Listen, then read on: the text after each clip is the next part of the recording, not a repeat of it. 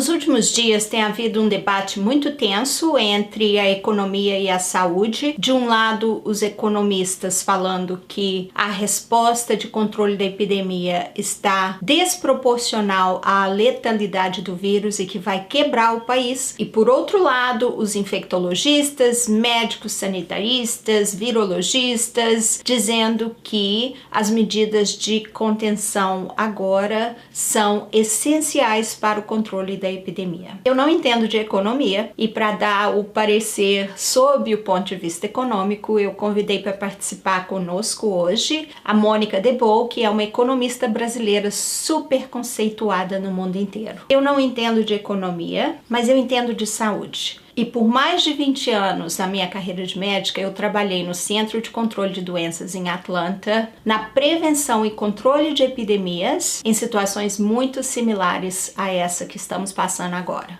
Então, o que eu vou fazer nesse vídeo é abordar, sob o ponto de vista de saúde, os argumentos que os economistas e investidores estão usando para recomendar o relaxamento das medidas de controle da epidemia. O primeiro argumento que está sendo usado é que é uma gripezinha de baixa letalidade. Vamos entender letalidade dessa pandemia. A letalidade dessa epidemia varia por idade, podendo chegar a quase 4% de óbitos na faixa etária de 60 anos, a 8% de óbitos na faixa etária de 70 anos e a quase 15% de óbitos na faixa etária de 80 anos. A letalidade, ela também varia de país para país e até mesmo de regiões dentro do mesmo país. Por exemplo, na Itália, a mortalidade está chegando a quase 10%. Enquanto que na Alemanha a mortalidade está a menos de 1%.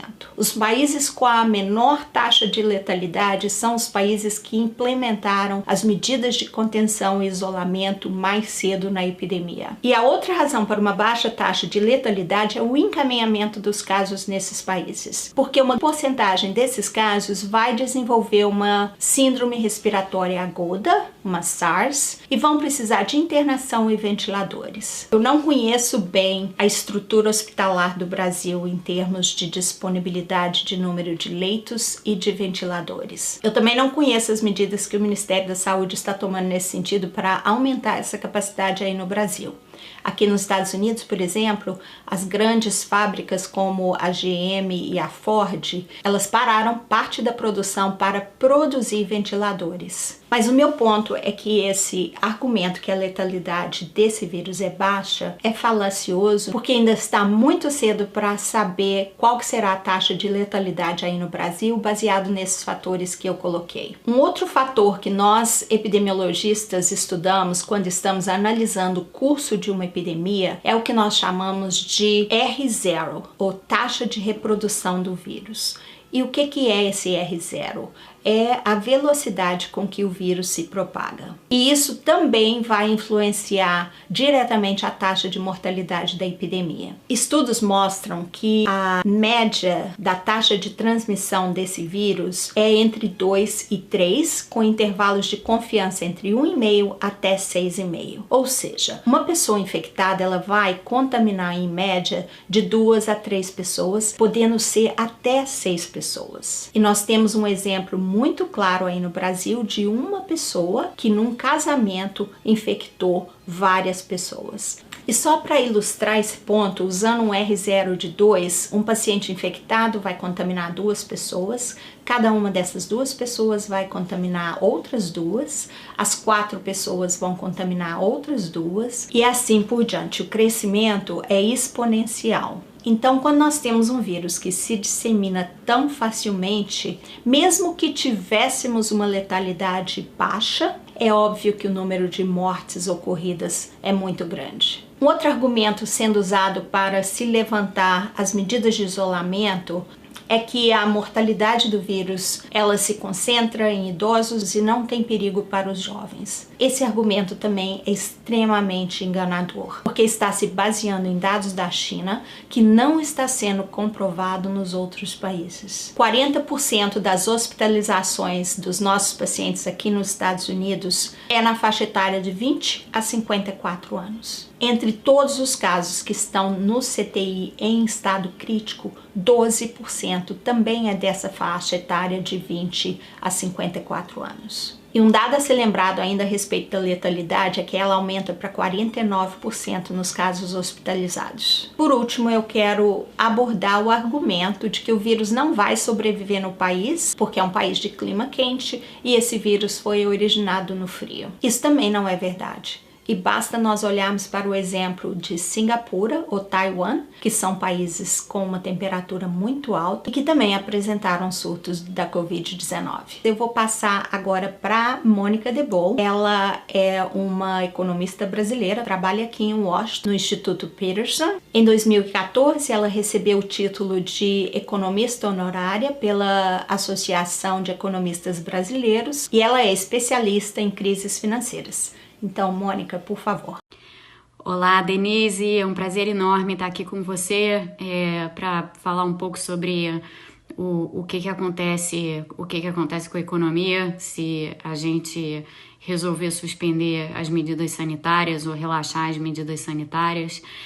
Esse debate que está havendo sobre saúde versus economia é um debate completamente falacioso, porque evidentemente que a economia ela sofre dos dois jeitos. Ela sofre com as medidas sanitárias que têm que ser adotadas nesse momento, mas ela também sofre e muito sem as medidas sanitárias ou com um relaxamento considerável delas, porque, como a gente sabe, o que vai acontecer nesse quadro é que uma porção de gente vai ser contaminada, uma porção de gente vai precisar dos hospitais, o sistema, o SUS, não vai ter capacidade de atender todas essas pessoas, portanto o sistema de saúde vai entrar em colapso, isso vai gerar um pânico absoluto no país, pode gerar uma situação de desordem e de caos social, levando a um quadro de turbulência política e de turbulência econômica muito piores do que a parada súbita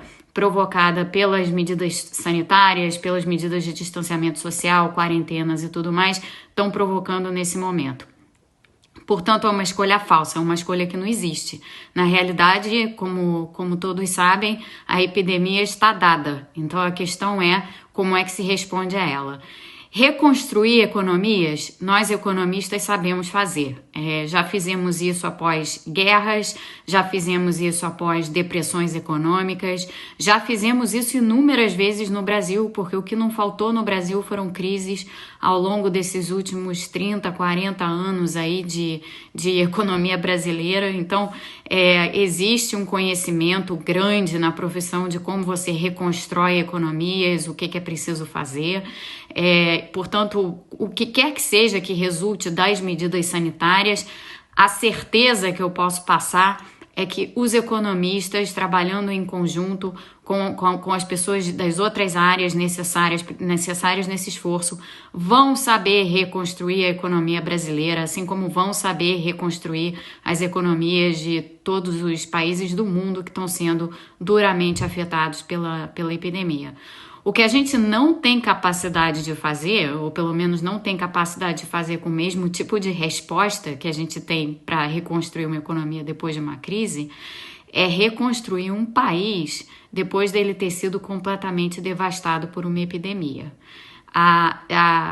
Essa reconstrução, ela não requer apenas os economistas, ela requer tudo. Ela requer um sistema político que seja reconstruído, ela requer um sistema social e de segurança das pessoas que precisa ser reconstruído. Enfim, é um cenário inimaginável, não é algo assim que possa ser contemplado com o tipo de complacência ou até irresponsabilidade com a qual muitas pessoas no Brasil, a começar pelo presidente da República, estão tratando o tema. Portanto, eu deixo a mensagem aqui. A gente sabe reconstruir economias todas serão reconstruídas. O que a gente não sabe fazer é reconstruir países e, portanto, essa escolha, saúde versus economia, é uma falsa escolha. A economia vai sofrer de todo jeito. Obrigada, Mônica. Um prazer ter você aqui conosco. Um ponto importante que a Mônica tocou é que os economistas sabem reconstruir uma economia. Infelizmente, nós médicos não sabemos reconstruir uma vida. E é por isso que eu faço um apelo a todos vocês. As medidas de contenção e isolamento nesse momento são cruciais para o controle da epidemia aí no Brasil. Quando nós olhamos para os dados aí do Brasil, e esse é um site criado pelo Fiocruz e pela Universidade de São Paulo que eu recomendo como fonte segura de dados, apesar do número de casos já estar duplicando a cada 3 dias, vocês ainda estão no início da curva e ainda não atingiram a parte do crescimento exponencial da curva. E as medidas de controle e de isolamento, elas só funcionam antes de ser atingido o crescimento exponencial da curva. Uma vez que esse crescimento exponencial é atingido, e nós já estamos perto de atingir aí no Brasil, as medidas de distanciamento social adotadas agora não teriam mais nenhum efeito e para o controle da pandemia seriam necessárias medidas mais restritas, como as que foram adotadas em Wuhan e na região de Lombardia da Itália. A remoção dessas medidas de isolamento agora vai ser catastrófica e eu não tenho outra palavra para descrever isso, catastrófica. Então, por favor, vamos deixar as autoridades de saúde, como a OMS, os médicos, os epidemiologistas, os virologistas, decidirem quais são as medidas necessárias nesse momento para preservar as vidas aí no Brasil. Mesmo porque não tem como existir uma economia saudável com os hospitais lotados e os médicos tendo que escolher a quem eles vão salvar. Um beijo enorme a todos, saúde, proteção e fiquem em casa.